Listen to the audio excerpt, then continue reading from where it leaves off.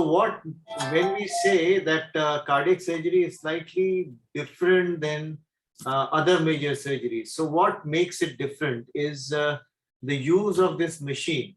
This is cardiopulmonary bypass machine. It has got this reservoir, big reservoir. It has got an oxygenator, and it has got tubings. Now, these are all filled. If you can see, this is filled with saline solution, and this solution can be 900 to 1100 ml. So this solution, saline solution, is going to dilute the blood of the patient. So what patient is undergoing during surgery is hemodilution. So there will be hemodilution of hormones, the nutrients, the nutrition itself, and there will be some other changes which would be happening when we use cardiopulmonary bypass.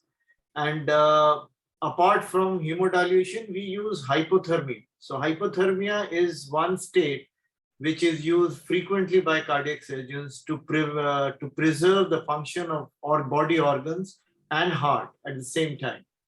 So there is a pre-existing altered pre-op condition like reduced LV function, metabolism, altered metabolism, because metabolism does change in the heart itself, the way heart manages the energy for itself.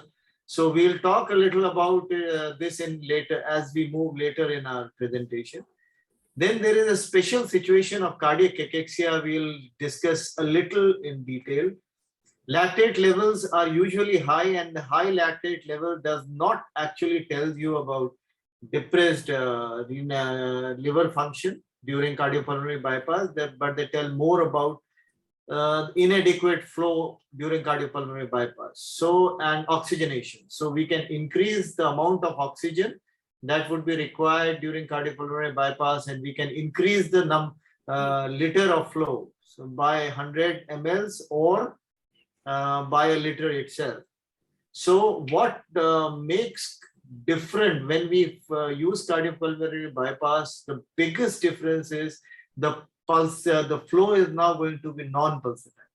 So when the flow is non-pulsatile from pulsatile in nature, which a normal human being and mammalians do have, there is neuroendocrine response. Renin-angiotensin 2 system gets activated. There is release of vasopressin, and there is release of intrinsic adrenaline. At the same time, as we have seen, there is a lot of plastics and external material which we are using, and that would increase inflammation. Apart from this, once the patient moves to postoperative care, we are using drugs like adrenaline and noradrenaline to keep the hemodynamics in normal situation. And that all of these things, all these three things and pre-existing condition actually increase the metabolic demand and catabolism in patients of cardiopulmonary, patients of heart surgery who are operated in cardiopulmonary bypass. So this is what happens during inflammation. Preoperatively, the inflammation is at the lowest. If it is there, then we should wait and let the inflammation die down before we go for operation, because intraoperatively it is going to increase in lots, and in post-operative period initially and during mid-period, it is going to be increased, and gradually it goes down with time. So this just indicates that there will be excess demand of nutrition at this point of time and in early and mid post-op period, which will settle down gradually later. And this is just about inflammation. And there are other factors which we have already discussed about, which increase the metabolic demand. So what inflammation can do to the body other than increasing the metabolic demand and catabolism is basically it affects all the organs, and it can cause low cardiac output in heart, disturbed thermoregulation, cognitive dysfunction, hypothalamic pituitary axis problems in brain, systemic hypertension because of vasculature vasodilation, ARDS in lungs, acute kidney injury, and the most important is the changes in gut, bacterial toxemia and translocation and endotoxemia. Now, this is very important because it has been observed in studies that if we increase alimentation, enteral nutrition early after surgery, when we use cardiopulmonary bypass, there is planktonic vasodilation and there is increase in cardiac index and decrease in mean pressures.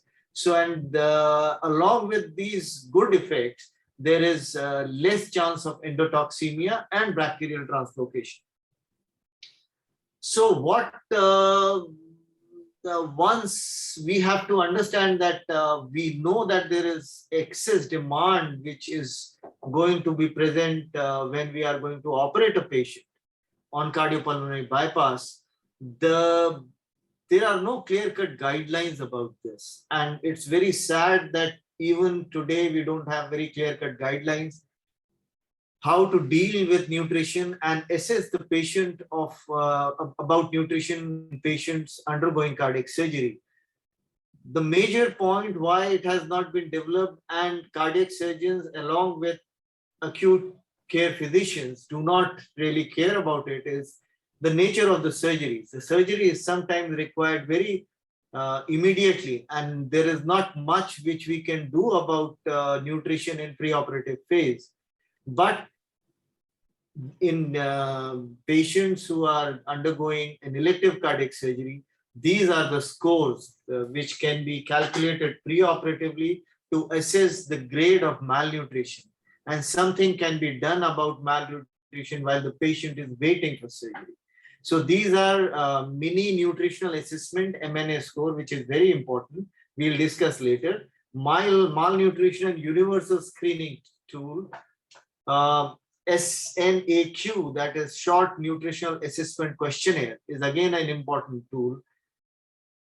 These tools are basically tools which are applied in general population, but we have no better tools for surgery, so we should rely on these tools.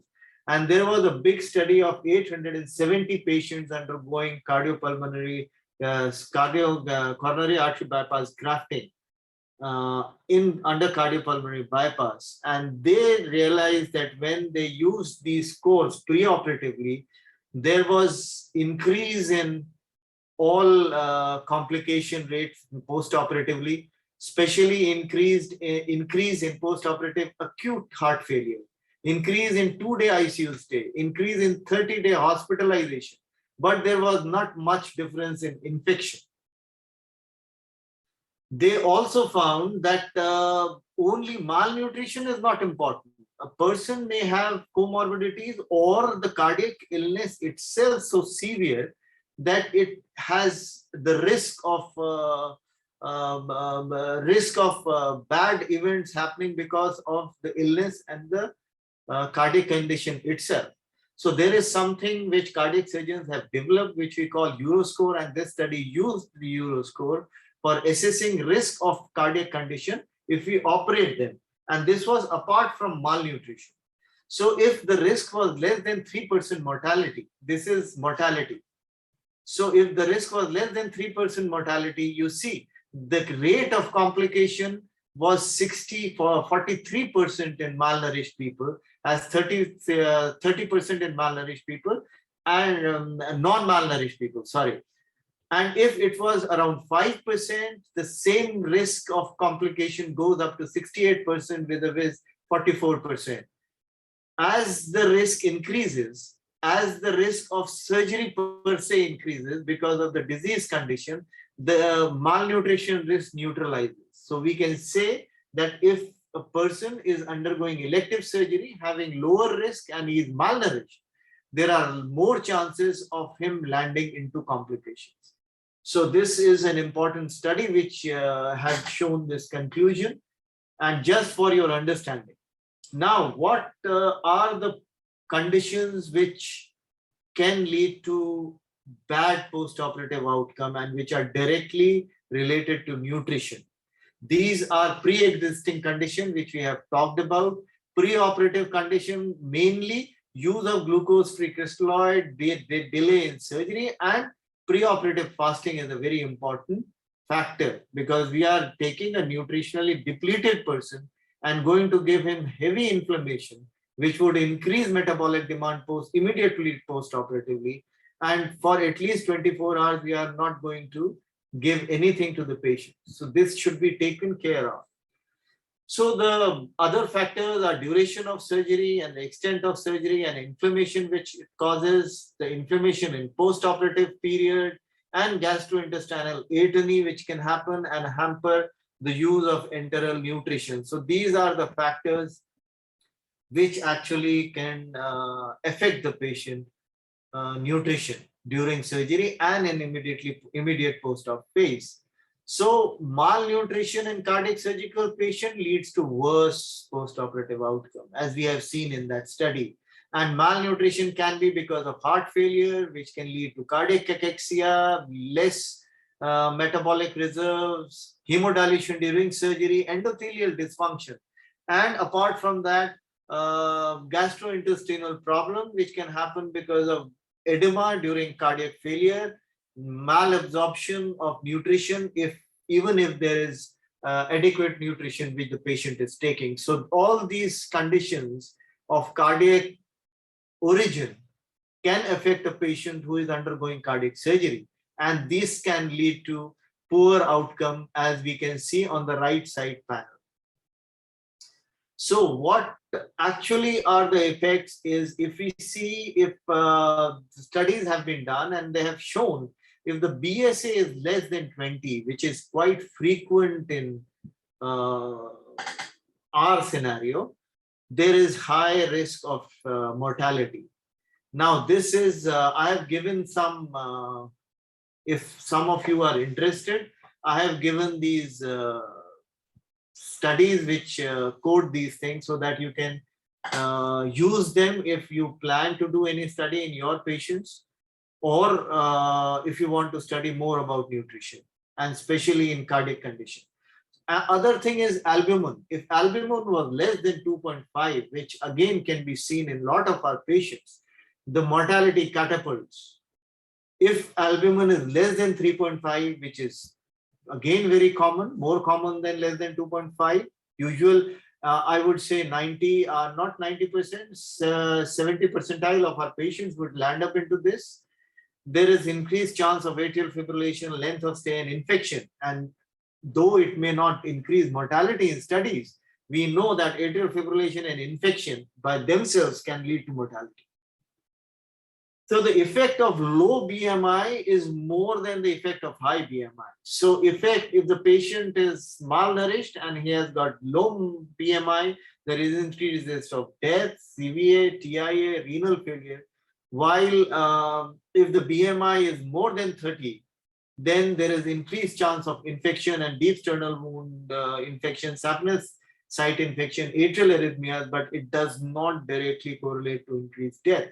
So we have to be very careful, because when I was analyzing our patients of coronary artery bypass grafting, there were good 8% of patients which had BMI of less than 17. We are not talking of 20. When we go to 20, there were about 12% of patients in our study. And this is going to push the mortality. So, and that can be bias in our study, whichever study we do for coronary artery bypass grafting. So does post-operative nutrition change the outcome? Studies say no. Most of the studies say no, they do not. But I would say that if you delve deep into them, actually there are no randomized controlled trial which have been done to show this.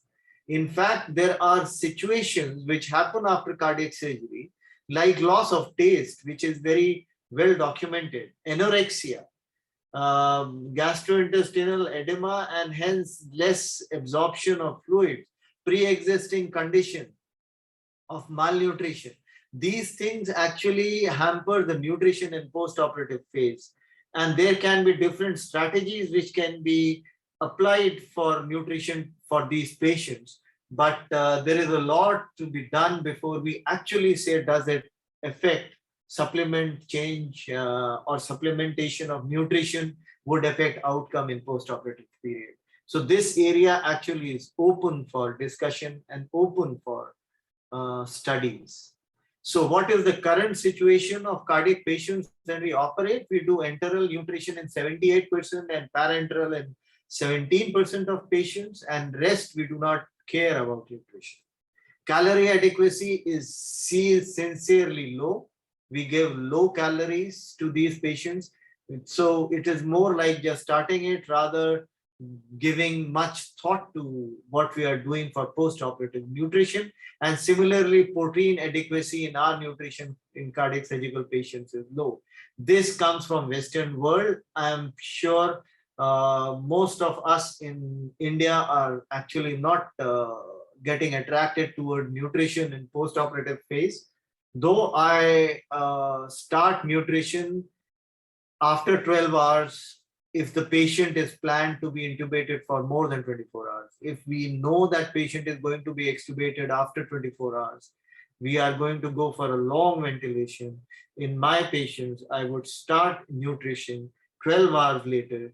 And in my personal experience, again, no study, most of the patients tolerate this nutrition, as it has been shown by increase in splanchnic blood flow during immediate post-operative phase in cardiac surgical patients. So what is happening in pre-operative, post-operative, and immediate operative and post-operative phase is this.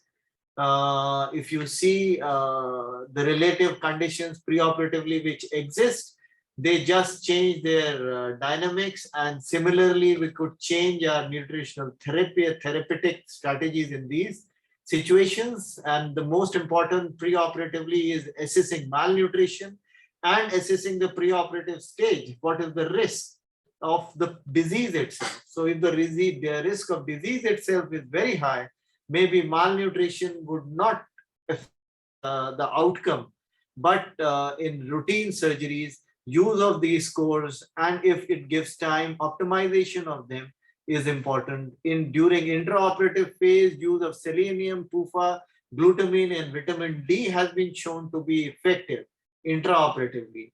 Now, there are always plus and minus in this. Selenium is a micronutrient which has been shown to be effective in modulating the stress response which happens during the surgery, and especially during cardiac surgery and cardiopulmonary bypass. And in post-operatively, nutrition protocol implementation very smooth, and this is absolutely in our hand.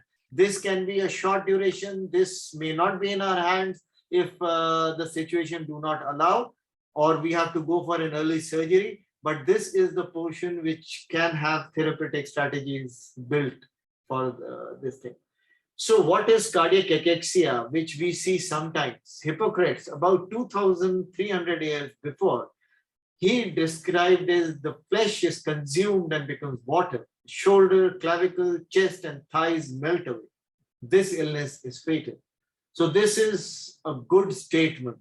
I would say that we should remember these statements to understand what cardiac cachexia is, because now in today's world, we have moved out of observation to investigations.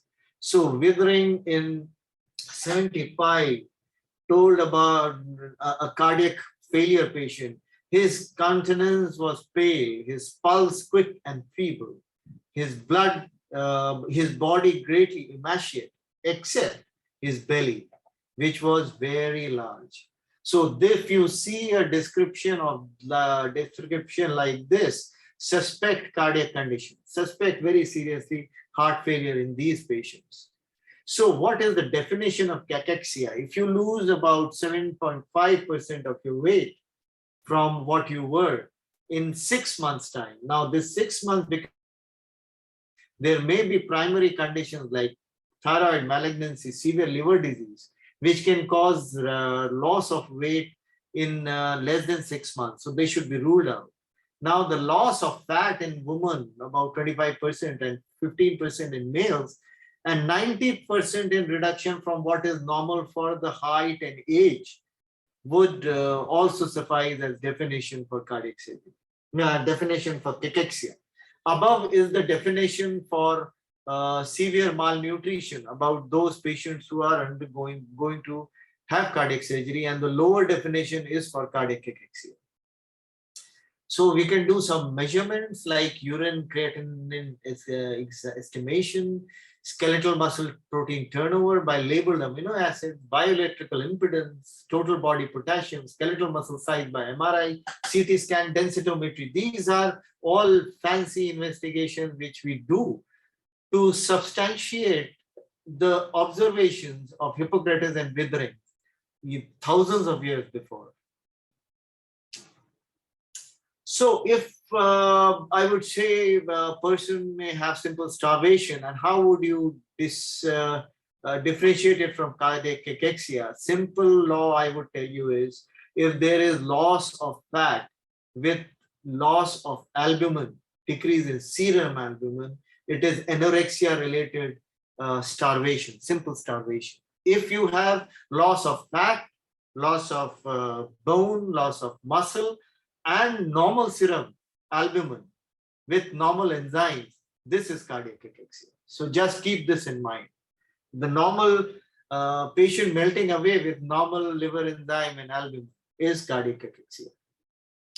So reason for cachexia is hypoxia, which is induced by cardiac condition itself because of heart failure, which leads to anorexia, which leads to BMR, adjusted BMR and catabolism. And then there is another theory which says that there is loss of nutrition from gut because of gut edema, and then dietary deficiency itself. Then the drugs which we use are sometimes very, very lethal, like some ACE2 inhibitors, which are very commonly used in current times. So nutrition, can that change cardiac cachexia outcome? Cardiac cachexia itself is a very lethal disease, which without doing anything, if it is present, can have a mortality of 50% in over 18 months. So what you can do is hyperalimentation is definitely not the choice, because it will increase the oxidative stress by increasing the oxidative state. So we should target about 1,200 calories, and it would take about 5 to 8 weeks. And parenteral therapy was tried, and it was found to be successful in one of the studies. But this is not very easily done, and it is not very commonly documented in other studies. So what is the suggested regime is 40 to 50 kilocalorie per kg per meter square per hour, 1 to 2 gram of protein per kg per hour, and 2 grams of sodium, slightly restricted sodium, and 1,500 maximum 1,500 ml of fluid. So if we give nutrition like this to cardiac cachectic patients, there is chance of improvement in nutrition state. I would slightly delve about the nutrition support of failing heart, as maybe cardiologist Dr. Sudeep will tell you about this more in detail. So if we see nutrition for cardiac heart muscles use substrate, which is 95% free fatty acid and only 5% of glucose. Heart is one organ which can use use lactate as energy, use protein for energy, because it is the organ which beats about 1 lakh times every day and pumps 10 tons of blood and consumes 6 kilogram of ATP, which is many fold than its own weight of about 250 grams. So free fatty acid utilization happens through beta oxidation and glycolysis, which enters into Krebs cycle. Krebs cycles have aspartate and glutamate and substrate of aspartate and glutamate in its in Krebs cycle to. That is why use of these amino acids have been found to be important in supporting nutrition to the heart. The other thing is important thing is when the heart starts failing, the free fatty acid consumption shifts towards glycolysis, shifts towards glucose consumption. And this shift happens because free fatty acid consumption is a energy efficient but oxygen deficient. system of producing energy. That means it consumes a lot of oxygen to produce energy, but the energy is produced in huge quantities, 36 ATP in one cycle. Now, if we see glycolysis use of glucose, we see that about less of oxygen is used. So it is oxygen efficient, but energy deficient. So it uses very less oxygen, and though it produces less of energy. So what happens in cardiac failure is the system is having failure of heart to deliver cardiac output. So the oxygen is less, even to the heart. So once the oxygen amount decreases, which is reaching the myocardial cells, immediately this shift from free fatty acid use to more of glucose use starts happening. And this can become about even 15% of utilization of glucose. Now, substrate utilization is part one. Once the ATP, NADPH or ATP is produced, it undergoes oxidative phosphorylation. So release of this phosphate ion from NADPH, which produces 3 units of ATP from ADP, and this happens inside the mitochondria and mitochondrial membrane.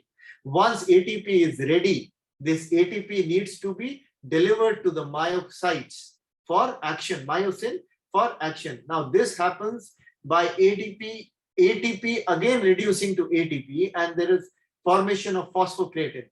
Phosphocreatine transfer is a small molecule, and it just moves across the mitochondrial membrane, and it reaches the myofibrils and delivers the energy there. And so it is like an energy shuttle. So if you have a piece of myocardium, or if by nuclear scan you can know the level of ADP and phosphocreatine, you can know how the energy shuttle is working. So if we increase the level of phosphocreatine, this transfer of energy to substrate utilization or to myosin would happen. So, and phosphocreatine is like, more phosphocreatine is created. It is like a buffer. If there is less production in initial steps of substrate utilization, there is still a sufficient amount of ATP to keep the heart going. It is like countries which keep oil reserves. So it's sort of oil reserve for the heart till the supplies again become normal or heart shifts its substrate utilization. So as we have discussed, aspartate, glutamate and arginine are important, and they have been shown to be important in increasing myocardial contractility and postoperative outcomes, better postoperative outcomes in coronary artery bypass patients. Now we know why, because aspartate, glutamate work in Krebs cycle, increases the amount of energy which is produced. Arginine is very important precursor for formation of nitric oxide, which is vasodilator and endothelial stabilizer. So preoperative nutrition, again by amino acid, has been shown to reduce infection and preserve even renal functions. So these are the studies. If you are interested, you can just go through these studies and use these studies later for your intellectual development about nutrition. So there are some special situations in cardiac surgery which happens in most of the patients, like infection. So when infection happens, you know that the BMR would go up. Hyperglycemia. Now, this is again a debatable topic. In cardiac surgery, if we do not control sugars well, glucose well on post-operative period, there is increased chance of infection. But if studies have shown, if we control glucose very strictly, or we bring it down to very tightly controlled levels post-operatively, it is detrimental to the patients. So it should be controlled in the range of between 150, 200, and you should be happy with that. Do not try to do very strict control post-cardiac surgical situation. Chylothorax is one special situation in which there is a lot of loss of chyle and lot of fat through, and which can be exorbitant. So there are different strategies to deal with this, and this can happen sometimes in thoracic surgeries and sometimes in cardiac surgery per se. but and this is a separate topic in itself. It should be fixed as early as possible. If it is not getting controlled by conservative method, then surgical method should be tried. And other thing is, can we do some metabolic manipulation so that the heart starts functioning better? So this is food for thought to you guys. You can use them and you can create some studies about for this if you want. So what can be the possible targets? Possible target can be free fatty acid oxidation inhibition. This is the substrate utilization. We know free fatty acid consumes a lot of oxygen. And that is why the heart by nature shifts to glucose metabolism. So if we can slightly subdue the free fatty acid oxidation, and there is a carnitine palmitoyl transferase inhibitor which is available clinically. The studies have been done, which have shown that moderate inhibition, yes, it does some favor in development, in making heart better. Now we must also understand that the failing heart is a horse which is tired. So if you flog that horse, he is going to die. But if you feed it well, it may still start functioning, keep functioning for a longer time, though at a reduced capacity. So keep this in mind. Tired heart cannot be made to work in a normal capacity, but it can be made to work in reduced capacity for a longer time. So the other thing can be direct stimulation of oxidative phosphorylation. There is no drug available for this, but it can be done by some methods. Direct increase in energy, high energy phosphate, that is creatine transport function. There is on calcium sensitizing agents which are available, which can increase the contractility of myocardium with the same amount of energy which is present. So this is just a diagram which can preoperative phase, hospital phase, and discharge phase, which we can make our therapeutic strategies. This is exactly what we have discussed throughout till now, and I hope that you have learned something from this presentation and have not left your computers and going here and there or sleeping. So I thank you very much for your attention.